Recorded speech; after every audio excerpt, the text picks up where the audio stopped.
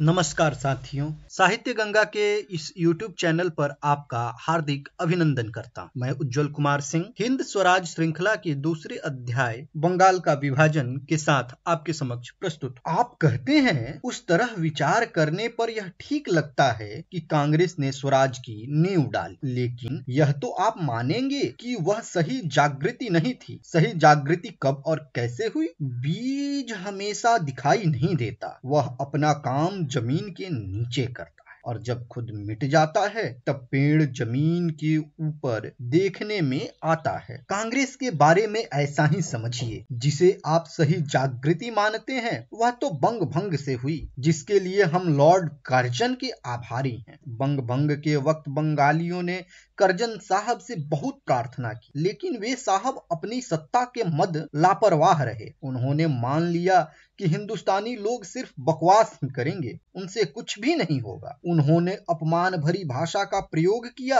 और जबरदस्ती बंगाल के टुकड़े किए। हम यह मान सकते हैं कि उस दिन से अंग्रेजी राज्य के भी टुकड़े हुए। बंग भंग से जो धक्का अंग्रेजी हुकूमत को लगा वैसा और किसी काम से नहीं लगा। इसका मतलब यह नहीं कि जो दूसरे गैर इंसाफ हुए वे बंग भंग से कम थे। नमक महसूल कुछ कम गैर इंसाफ नहीं है, ऐसा और तो आगे बहुत देखेंगे। लेकिन बंगाल के टुकड़े करने का विरोध तैयार करने के लिए प्रजा तैयार थी। उस वक्त की प्रजा की भावना बहुत तेज थी। उस समय बंगाल के बहुतेरे नेता अपना सब कुछ न्यौछावर करने को तैयार थे। अपनी सत्ता, अपनी ताकत को वे जानते थे, इसलिए तुरंत आग भड़क उठी। अब वह बुझने वाली नहीं है, उसे बुझाने की जरूरत भी नहीं है। ये टुकड़े कायम नहीं रहेंगे, बंगाल फिर एक हो जाएगा। लेकिन अंग्रेजी जहाज में दरार पड़ी है वह तो हमेशा रहेगी। वह दिन ब दिन चौड़ी होती जाएगी। जागा हुआ हिंद फिर सो जाए यह नामुमकिन है। बंग भंग को रद्द करने की मांग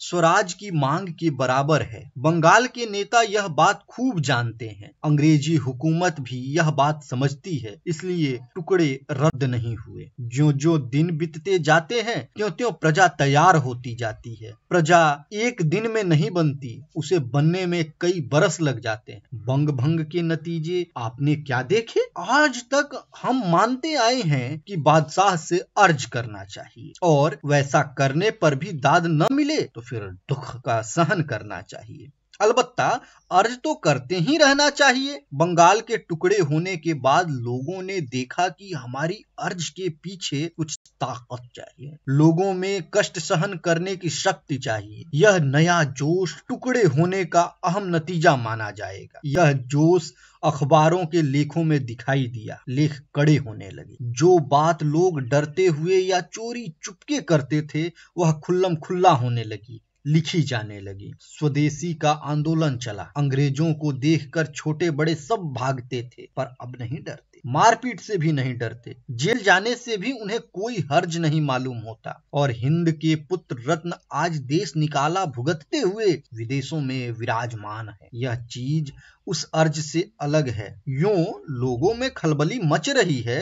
बंगाल की हवा उत्तर से पंजाब तक और दक्षिण में मद्रास इलाके में कन्याकुमारी तक पहुंच गई है। इसके अलावा और कोई जानने लायक नतीजा आपको सूझता है? बंग भंग से जैसे अंग्रेजी जहाज में दरार पड़ी है वैसे ही हम में भी दरार पड़ी है। बड़ी घटनाओं के परिणाम भी यूं बड़े ही होते हैं। हमारे नेताओं में दो दल हो गए हैं, एक मॉडरेट और दूसरा एक्सट्रीमिस्ट। उनको हम धीमे और उतावले कह सकते हैं। नरम दल व गरम दल शब्द भी चलते हैं। कोई मॉडरेट को डरपोक पक्ष और एक्सट्रीमिस्ट को हिम्मत वाला पक्ष भी कहते हैं। सब अपने अपने ख्यालों के मुताबिक इन दो शब्दों का अर्थ करते हैं। यह सच है कि ये जो दल हुए हैं उनके बीच जहर भी पैदा हुआ है। एक दल दूसरे का भरोसा नहीं करता, दोनों एक दूसरे को ताना मारते हैं। सूरत कांग्रेस के समय करीब करीब मारपीट भी हो गई। ये जो दो दल हुए हैं वह देश के लिए अच्छी निशानी नहीं है, ऐसा मुझे तो लगता है। लेकिन मैं यह भी मानता हूं कि ऐसे दल लंबे अरसे तक टिकेंगे नहीं। इस तरह कब तक ये दल रहेंगे